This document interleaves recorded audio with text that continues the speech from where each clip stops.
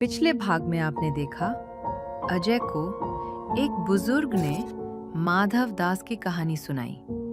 एक ऐसा भक्त जिसने भगवान श्री जगन्नाथ के सामने एक वचन लिया था, लेकिन समय आने पर वह उसे निभा नहीं सका। और फिर कुछ ऐसा हुआ जिसने उसकी पूरी जिंदगी बदल दी। लेकिन आखिर माधव दास की मृत्यु कैसे हुई? और हर रथ यात्रा में वह रहस्यमयी वृद्ध बनकर दूर खड़ा सिर्फ भगवान को प्रणाम ही क्यों करता है?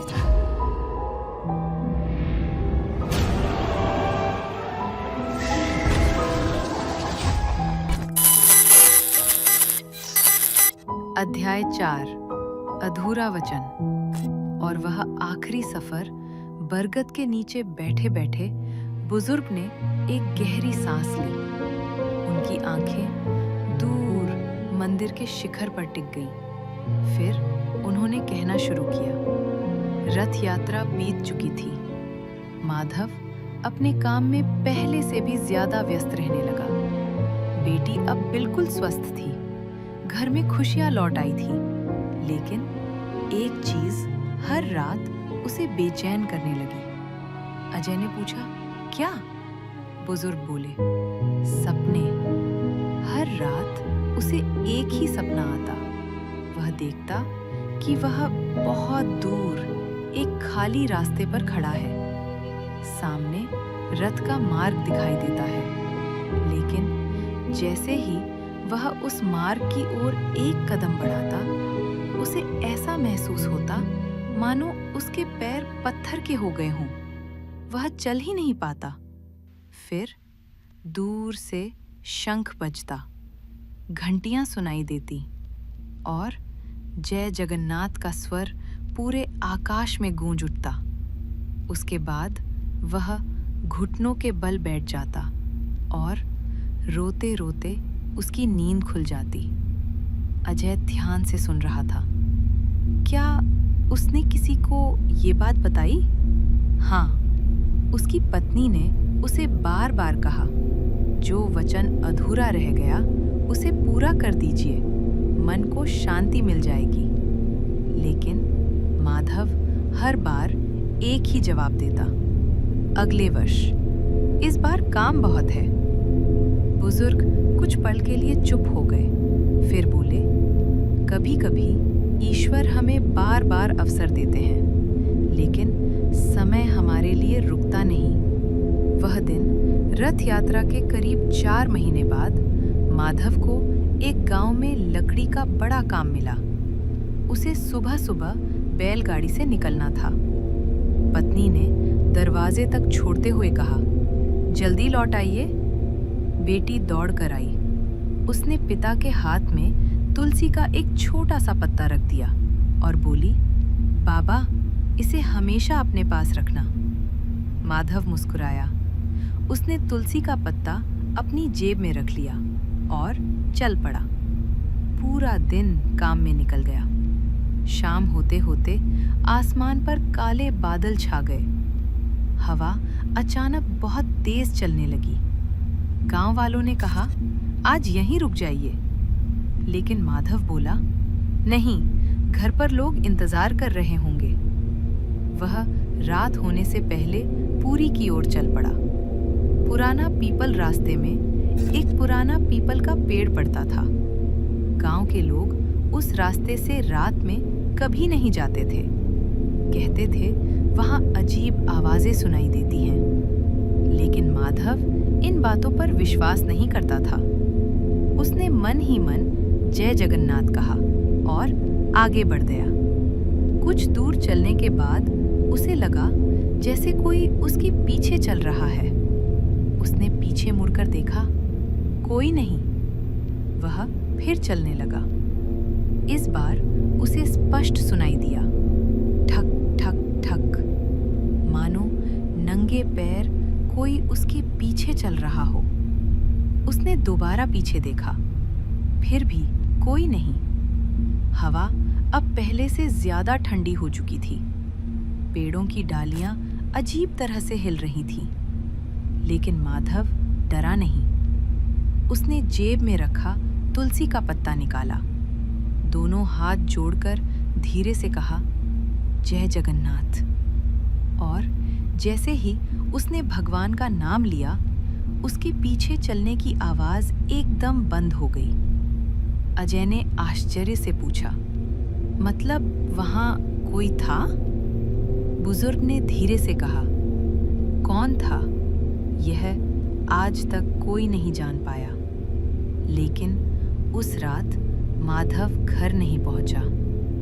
अगली सुबह सुबह गांव के कुछ लोग उसी रास्ते से गुजरे। उन्होंने देखा माधव पीपल के पेड़ से कुछ दूरी पर जमीन पर बेहोश पड़ा था। उसके शरीर पर किसी संघर्ष का कोई निशान नहीं था।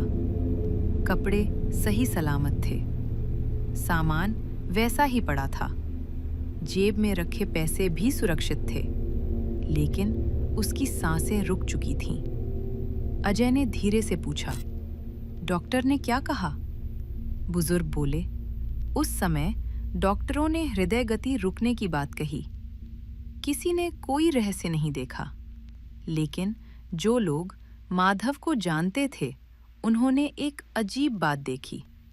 उसके चेहरे पर डर नहीं था, बल्कि दोनों हाथ ऐसे जुड़े हुए थे मानो आखिरी क्षण में भी वह प्रार्थना कर रहा हो। और उसकी मुट्ठी में क्या था जानते हो? अजय ने धीरे से सिर हिलाया। वही सूखा हुआ तुलसी का पत्ता जो उसकी बेटी ने सुबह उसे दिया था। लेकिन कहानी यही समाप्त नहीं हुई। माधव का अंतिम संस्कार हुआ। पूरा नगर शोक में डूब गया। सबने कहा, एक सच्चा भक्त चला गया। समय धीरे धीरे आगे बढ़ गया। लोग अपनी अपनी जिंदगी में व्यस्त हो गए। लेकिन अगले वर्ष रथ यात्रा के दिन कुछ ऐसा हुआ जिसने पुरी के कई लोगों को सोचने पर मजबूर कर दिया। रथ यात्रा की भीड़ में कई लोगों ने एक वृद्ध को देखा। सफेद धोती, तुलसी की माला, नंगे पैर, आंखों में आंसू और रथ से कई कदम दूर दोनों हाथ जोड़कर खड़ा। कुछ लोगों ने सोचा शायद कोई साधारण श्रद्धालु होगा। लेकिन उसी शाम जब माधव के पुराने मित्र उसके घर पहुंचे तो उन्होंने दीवार पर टंगी उसकी तस्वीर देखी और सन्न रह गए, क्योंकि भीड़ में जिसे उन्होंने देखा था वह कोई और नहीं, माधव दास ही था। उस दिन के बाद हर वर्ष रथ यात्रा में कुछ लोगों ने उसे देखा, लेकिन एक बात हर बार समान रही। उसने कभी रथ को छूने का प्रयास नहीं किया, कभी पवित्र मार्ग पर कदम नहीं रखा, कभी किसी श्रद्धालु को डराया नहीं, और जैसे ही जय जगन्नाथ का जय घोष होता वह सिर झुकाकर पीछे हट जाता, मानो कह रहा हो, प्रभु मैं अभी भी आपकी कृपा का पात्र बनने योग्य नहीं हूँ। बुजुर्ग की आंखों से धीरे धीरे आंसू बहने लगे। उन्होंने मंदिर की दिशा में हाथ जोड़ दिए, फिर बहुत धीमी आवाज में बोले, भगवान ने उसे नहीं रोका, उसे रोक रखा है उसके अपने पश्चाताप ने। अजय अब तक पूरी तरह निशब्द हो चुका था, लेकिन उसे ये बिल्कुल नहीं पता था कि उस रात जब वह अपने होटल लौटेगा तो माधव दास से उसकी दूसरी मुलाकात उसकी जिंदगी की सबसे भयावह रात बनने वाली है। भाग 4 समाप्त। अगले भाग में अजय रात में अपने होटल लौटते समय एक परित्यक्त हवेली के पास फंस जाएगा। वहां उसका सामना ऐसी काल्पनिक भटकती शक्तियों से होगा जो उसे अपने बीच खींचने की कोशिश करेंगी। उसी अंधकार में वह एक बार फिर माधव दास को देखेगा, लेकिन इस बार भय फैलाने के लिए नहीं, बल्कि एक चेतावनी देने के लिए। और जैसे ही दूर से जय जगन्नाथ का उद्घोष सुनाई देगा, अंधकार स्वयं पीछे हटने लगेगा। यह कहानी का सबसे डरावना और सबसे आध्यात्मिक मोड़ होगा।